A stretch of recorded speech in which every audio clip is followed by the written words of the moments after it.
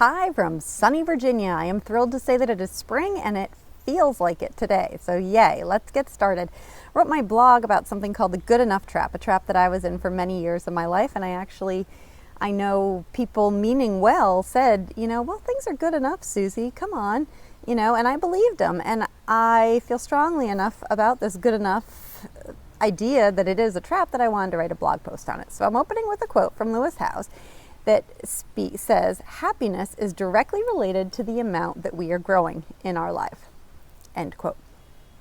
So what would your mood be like if you woke up tomorrow to learn that you've accomplished everything you're going to accomplish in life, that you've had all the experiences that you're going to have, that you won't be learning anything new about yourself or the world that we live in? Sure, you might have an initial burst of, relief, yay, no more hardships, no more struggle. However, after spending some time in bed watching Netflix, then what? You'll get up and move forward in your days knowing you have nothing else to learn, nothing else to accomplish, no other growing to do. And you know what? You'll feel semi-depressed. It'll be like you're walking around in a fog. Come to think of it, that might be where many of you are right now. That's where I was. I got to midlife and I thought, is this it? I've done what I've set out to do in life. The house, the kids, even the dog. Yet I feel flat. What's going on? I'll tell you what's going on. You're in the good enough trap. What's the good enough trap? It's whenever you tell yourself some piece of your life is good enough and then you proceed to should on yourself. Should, spelling S-H-O-U-L-D. Here are some examples of how you might should on yourself in the good enough trap. You might say, my marriage is good enough. I should be happy to have a husband who makes dinner and picks the kids up from soccer. Or, my job is good enough. I should be happy to have a job and the salary that I make in this economy. Or, my relationship with my kids is good enough. I should be happy that they're healthy and doing well in school. Well, here's the trouble. Are you happy? Because if you're not, if you are happy, if you're happy in your job, if you're happy in your marriage, if you're happy with the kids and you're happy with the state of your relationships, then great. Move on, okay? If you're not, then no amount of shoulding on yourself will make it true, will make you happy. No amount of telling yourself, I should be happy, look at my husband makes these great dinners. Well, something is going on in that relationship if you're not healthy. And once we feel a feeling, disappointment, unhappiness, mild level of just dis-ease, that feeling doesn't go away until processed and action takes place.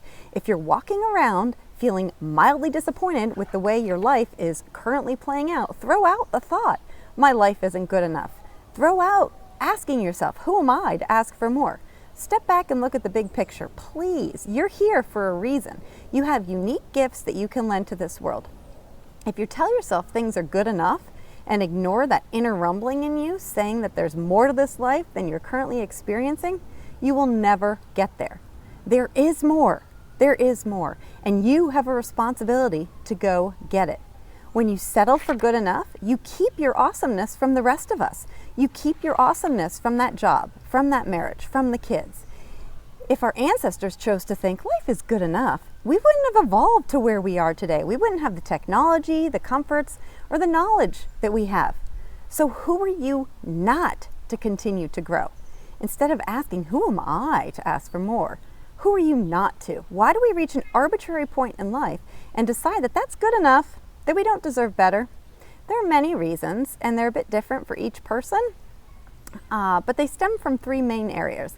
Beliefs we've been taught by our family, what our current friends say and do, and the media and news we listen to. Okay? But, hey, just because your mother or your best friend wants to run around stressed out in a fog does not mean you have to.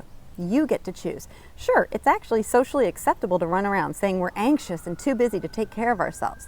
Listen into conversations next time you're at Starbucks or whatever. People are talking about how busy they are and how much they have to get done and how stressed they are. That's much more socially acceptable. However, even though it's not socially acceptable to stop and examine why we're stressed, why are we telling ourselves we're stressed? Why are we anxious?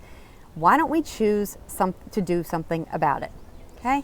In a real way, here's another quote, in a real way, if we're not growing, we're slowly dying. Our happiness is related to our growth, and that's related to our willingness to be afraid and step into our discomfort zone. If I'm not willing to be afraid, then I can't grow.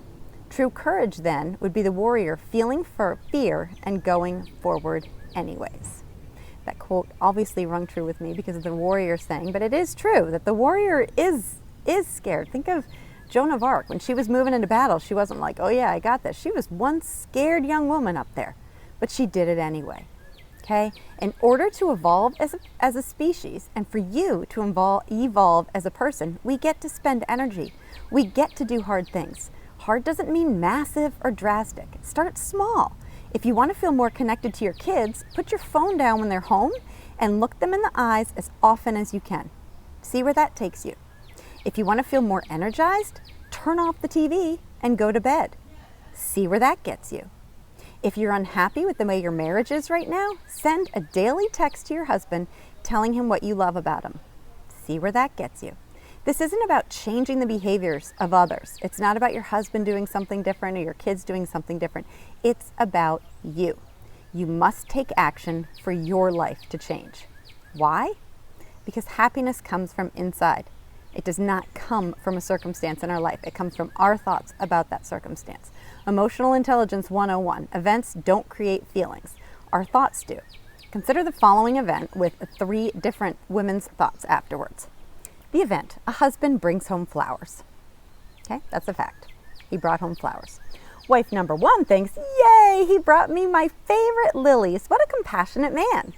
Wife number 2 thinks, idiot, I asked him to bring flowers yesterday for our dinner guests and he forgot. He can't get anything right. Wife 3, oh crap, guilty gift alert. What did he do this time?